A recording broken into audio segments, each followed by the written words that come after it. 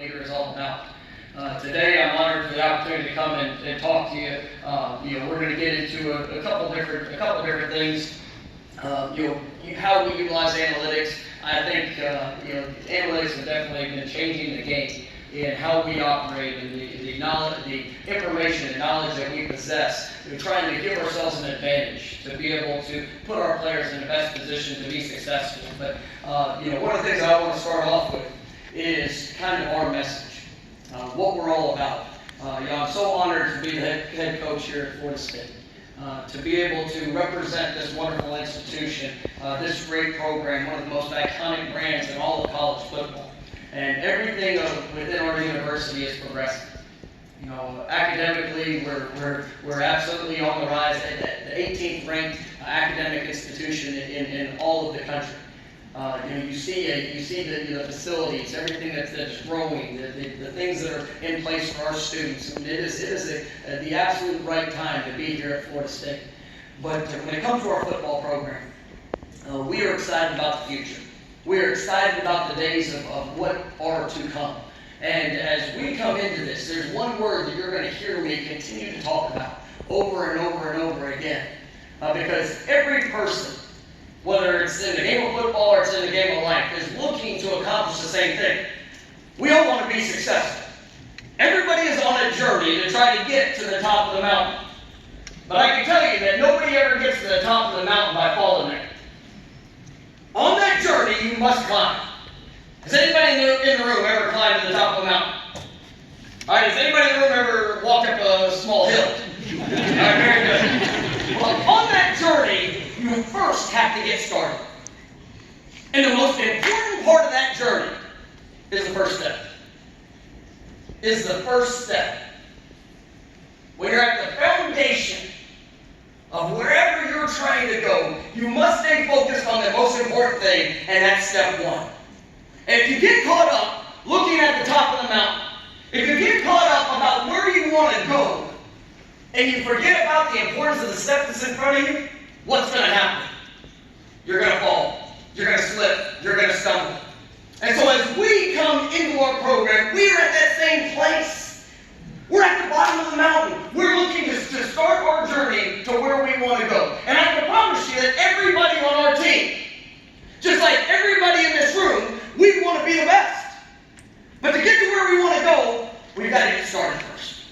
And so as we talk about this word, and the word is climb, it is an acronym for us that we use to be able to stay focused on the 5 things that I think are absolutely critical for us to get to that point of being able to elevate back to where we want to go.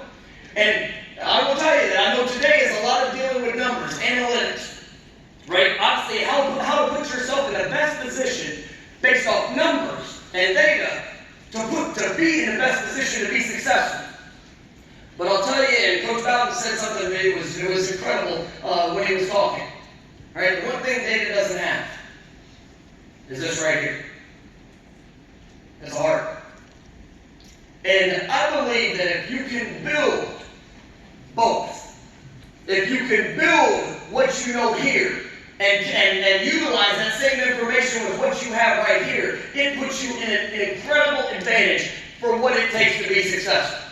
So when we talk about this word climb, it starts with a C, and that's commitment. I think anybody that's ever been a part of a team or an organization, that word gets used. I truly think it's one of the most overused words in probably any sport, because most of the time people talk about commitment and they don't really even know what they're committed to. Right? Our focus every single day within our Seminole football team is to make sure that we understand what we're committed to. We're going to talk about the Seminole family. Right? And having a family-style approach to everything that we do. And to be led by family-style values. Because every player that I have on my team has a different background. Everybody has their own unique journey. But the values of what make up a family, man, they are the same no matter what your story was. Man, my mom, she had me when she was 16 years old. When I was growing up, I had 8 stepdads. there was something I was always constantly changing in my home life. The one thing that was absolutely consistent for me was I was involved in the game of football from the age of 5 until today. And I've always been blessed to be around unbelievable coaches that poured into me as a young man, right? Helped develop me into the man that you see today. And the values that I've experienced through all of those relationships truly come down to this. Right? If you want to be a great leader, man, you've got to serve others. Man, Coach Bowden just said something that was incredible. And if you want a great leader, you've got to be the example. My number one job here as the head coach of Florida State is to serve our student athletes, to set them up with a structure of what it is to be successful, to establish a standard of excellence in every aspect of what we do, and then to hold them accountable to doing the things that they say they want to accomplish. That's how you serve somebody. Everybody in this room wants to be successful in whatever field you aspire and dream to be in. Are you willing to hold yourself accountable to what it takes to get there?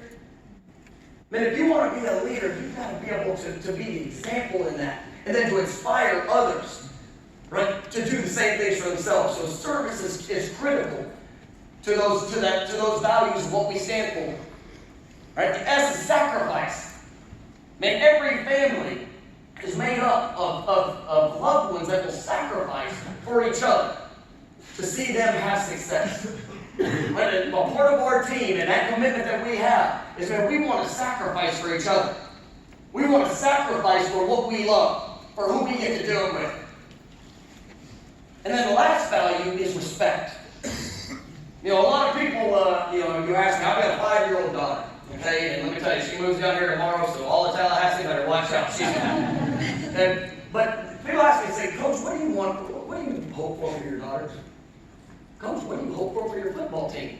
It's the same answer. I want to be able to help raise that little girl and help raise this football team. That when she goes through her journey, that she lives a life that is respectable. Where she respects herself, she respects all the relationships, but she lives a life that is respectable. Coach, what's your goal for this year? What's your objective? How many wins do we have to have for it to be a successful season? I can tell you that if we can maximize the potential that we have as a football team, each and every one of us, every single day, pour everything we have into it, and we can do it in a respectable manner, I believe that that's an outcome that we can all live with. Because I would put no limits on what our team can accomplish. I'll put no limits to where we can go. Because we're going to do it the right way, and we're going to do it in a way that one, shows respect and is respectable by the course of our actions. But that's what we're committed to. That's the foundation. Right? The L, little things.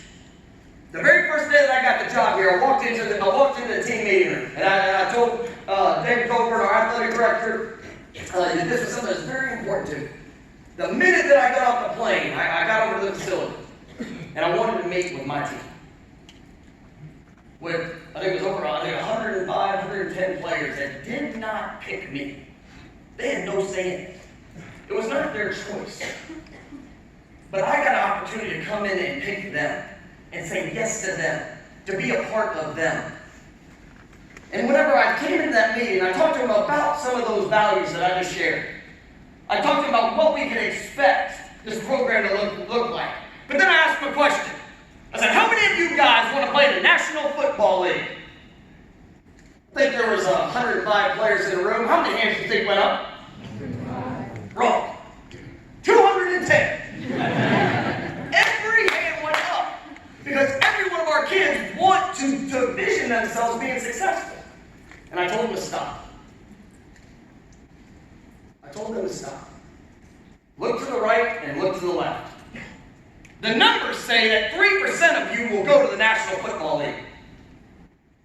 What are you willing to do to separate yourself? Little things make big things happen. Why we're sitting in here today? Because we're going to look at things from an analytical approach to try to create an edge. When we talk about little things, it's the details, it's the focus. What is everybody else willing to overlook that we can put our attention to that's going to give us the advantage? virtual reality, right? Analytical data, right? Little things are critical on our path to success. Intensity. Man, every single day you get out of that bed, have a purpose. Have a passion. Man, I don't know if you can tell, you can be around me for 5 minutes. I am intense about everything that I do. I am so fortunate for the opportunity to have the job that I have. To be able to represent you, to be able to represent this community, this university, this state. Man, why ever waste a day going through the motions? Man, have a purpose and a passion for what we get to do and who we get to do it with. But you have to be intense if you never want to have a chance to achieve success. M, mental toughness. Right? You are defined by how you respond to things in life. Man, everybody can be in a good mood when it's 70 degrees outside in a second. How you are defined will be how you respond when bad things happen. Your response to adversity is critical. Sometimes your response to success is much more difficult. How do you learn how to respond? You have to live in adversity. You have to become comfortable being uncomfortable. That's mental toughness. Man, how you're willing to do things that you don't want to do. That's mental toughness. How you stay focused on the little things when everybody's patting you on the back and telling you how good of a job you're doing. That's mental toughness. Because that's what gives you a chance to separate yourself. And then B, brotherhood. I can tell you there's a lot of young ladies sitting in this audience. You're a part of the brotherhood too. We all represent being Florida State Seminoles. Enjoy it. Enjoy the relationships. Who you get to do it with. The moment that you have. I'm going to tell you, Coach Bowden came by the office 2 weeks ago. It's one of the greatest moments in my life. Get a chance to sit and talk to him and again, hear some of the knowledge that he has and experience that he shared during his time he was the head coach here. It was special. But there was an experience that I got to see. That was my favorite part of the day. The moment that he walked into our staff room, I was going to introduce him to our entire coaching staff. There's 2 coaches that I have on staff that played here for Coach Bowden. Coach Odell Higgins and Ron Dugas. I learned everything that I need to know about Coach Bobby Bowden by the face of those 2 gentlemen when he walked in the door. The impact that he made. The person that he was and the leader that he was for each and every one of them. Because when I saw their face when they saw their coach walk in, you can tell that brotherhood, it means something. It's more than a game, more than a number, more than a paycheck. It's about enjoying who you get to do it with and what you get to do it for. Don't ever take that for granted. Because on that trek to the top of the mountain, don't do it without people. Don't ever get so caught up on just your journey without enjoying who you get to do it with. Because that's what life's all about, the relationships that we have and obviously what we get to share. Oh, they only sent one. I don't know.